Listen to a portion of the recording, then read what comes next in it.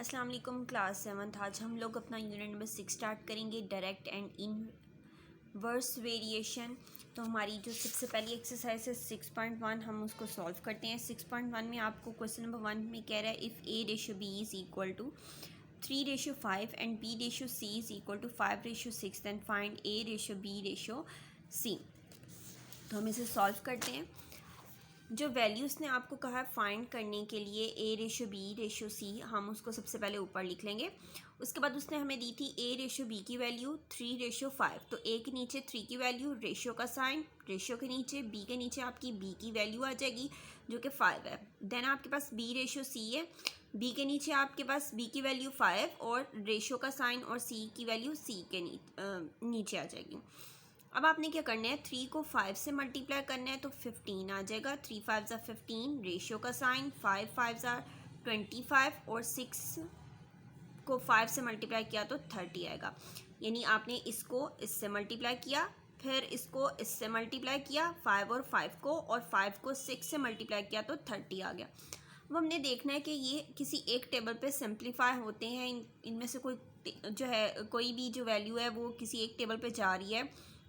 अगर तो ये तीनों वैल्यूज़ एक सेम टेबल पे जा रही हैं तो हम इसको आगे फर्दर सिंप्लीफाई कर देंगे।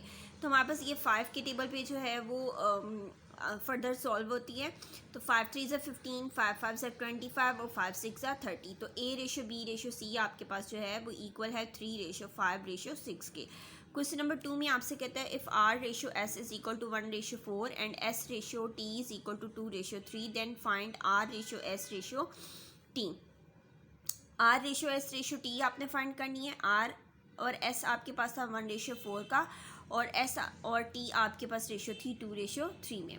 तो 1 को आपने 2 से मल्टीप्लाई किया इस तरह से, 2 1 ज़ा 2, 2 2 ज़ा 4 और 3 4 ज़ा 12 आ गया। अब ये आपने देखना है किसी एक टेबल पे ये जा रहे हैं, सेम कटिंग होती है। तो जी ये एक टेबल पे जाते हैं, 2 1 ज़ा 2, 2 4 ज़ा 8 और 2 6 ज़ा 12। तो R ratio S ratio T आपके पास इक्वल है 1 रेशो 4 रेशो 6 के। क्वेश्चन नंबर 3 है आपके पास if p ratio q is equal to 1 ratio 2 and q ratio r is equal to 1 ratio 2 find p ratio q ratio r। तो सबसे पहले आपने p ratio q ratio r लिखा। p और q की जो रेशो उसने दी थी उसके नीचे हमने 1 रेशो 2 उसकी वैल्यूज़ लिखी। उसके बाद q और r की वैल्यू है आपके पास 1 रेशो 2, 1 को 1 से मल्टीप्लाई किया 1 आ गया, 2 1 ज़ा 2 और 2 2 ज़ा 4 हो गया। किसी भी एक टेबल पे नहीं जाता, सिर्फ ये दोनों वैल्यूज जाती हैं, जबकि हमारी थर्ड वैल्यू नहीं जा रही, लिहाजा हम इसको आगे सॉल्व नहीं कर सकते। तो p ratio q ratio r आपके पास इक्वल है 1 रेशो 2 रेशो 4 के। क्वेश्चन नंबर 4 है if x ratio z is equal to 3 ratio 2 and y ratio z is equal to 1 ratio 2 find करना है आपने x ratio y ratio z। अब उसने आपसे ये फाइंड करने के लिए कहा है, लेकिन हमारे पास अगर हम देखें तो हमारे पास जो कॉमन वैल्यू है वो z की बनती है। इट मीन्स हमारे पास जो z की वैल्यू है सेंटर में आएगी। हम इसको लिखेंगे x ratio z ratio y। x और z उसने आपको दिया था 3 रेशो 2, आपने इसकी वैल्यू लिखी। y एंड z, अब z हमारे पास कॉमन था तो उसकी वैल्यू आपके पास z के नीचे आनी चाहिए। 1 रेशो 2, 1 आपके पास y की वैल्यू है, z की वैल्यू आपके पास 2 है, तो 2 आपका z के नीचे आ जाएगा, रेशो 1 हो जाएगा। 3 को 2 से मल्टीप्लाई किया तो 6 आ गया, 2 को 2 से मल्टीप्लाई किया तो 4 हो गया, 2 1 ज़ा 2 हो गया। तो x ratio y ratio z आपके पास आ जाएगा। फर्दर कटिंग करते हुए अगर हम देखें तो 2 1 ज़ा 2, 2 2 ज़ा 4 और 2 3 ज़ा 6 होता है। तो x की रेशियो आपके पास 3 हो जाएगी, y की रेशियो 1 हो जाएगी और z की रेशियो आपके पास 2 हो जाएगी। नेक्स्ट क्वेश्चन नंबर 5 है if l is ratio m is equal to 1 ratio 7 and l ratio n is equal to 5 ratio 6 than l ratio m ratio n। इसमें भी आपके पास जो है देखें तो हमारे पास l कॉमन आता है, यहाँ पे भी l की वैल्यू है, यहाँ पे भी l की वैल्यू, जबकि m और n हमारे पास एक दफ़ा आया है। तो हम उसको लिखेंगे m ratio l ratio n। यानी जो हमारे पास कॉमन वैल्यू तो हमने उसको सेंटर में कर लिया ताकि हमारे पास मल्टीप्लिकेशन करने में आसानी हो। m रेशियो l था तो m की रेशियो आपके पास थी 7 और l की थी आपके पास 1, तो m रेशियो l में आपने लिखा 7 रेशियो 1। उसके बाद l और n की है 5 रेशियो 6।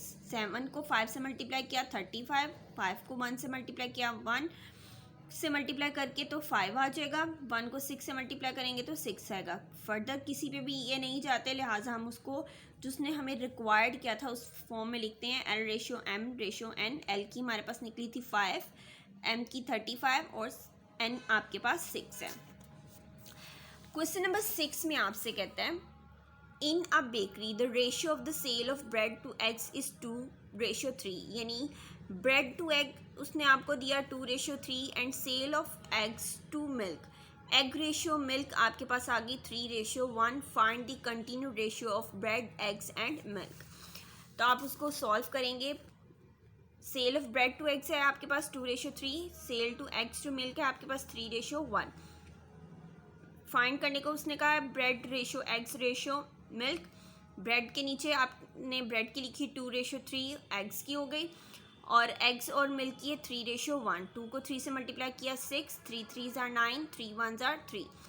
कटिंग करेंगे आप इसको 3 के टेबल पे, कॉमन जा रहा है ये 3 1s are 3, 3 3s are 9 और 3 2s are 6। तो आपके पास bread ratio eggs ratio milk आपके पास आया 2:3:1 जो उसने आपको रिक्वायर्ड किया था। इसमें भी हमारे पास जो एग्स थे वो कॉमन थे, इसलिए हमने एग्स को दरमियान में लिखा है, ब्रेड और मिल्क हमने साइड पे कर दिए हैं क्योंकि एग्स ब्रेड टू एग्स है और एग्स टू मिल्क है। तो आपके पास आंसर में bread ratio eggs ratio milk जो थी वो आपके पास है 2:3:1। क्वेश्चन नंबर 7 में आपसे कहते हैं Ahmed and Irfan got a profit in a business in the ratio of 5:4। Ahmed और इमरान की 5:4 होगी and Irfan and Wasim got a profit in the ratio 8:9। Find the ratio of profit among Ahmed Irfan and Wasim.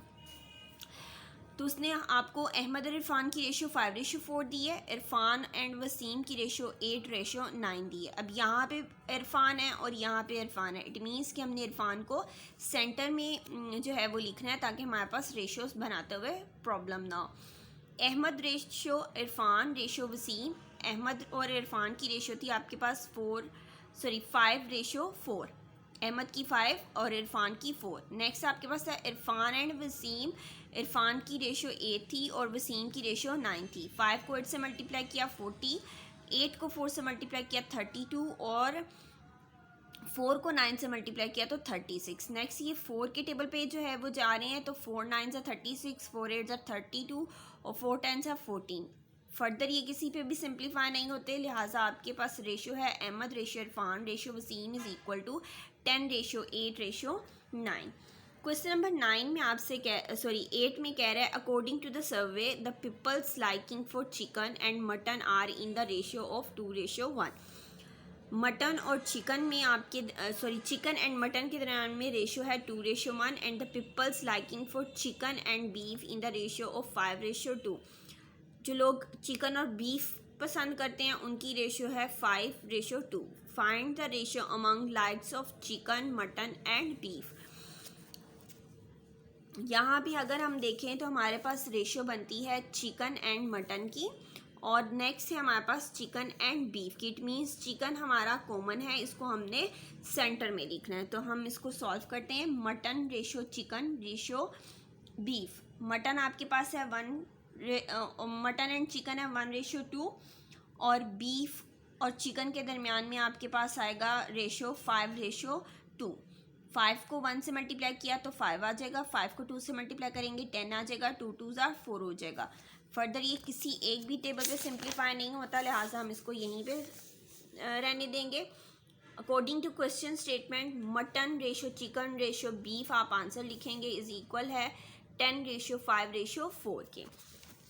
Question number 9 है in a math test Zara Mona and Komal got marks in the ratio as given below. Zara to Mona उसने दिया है 4:5, Mona to कोमल है आपके पास 4:3।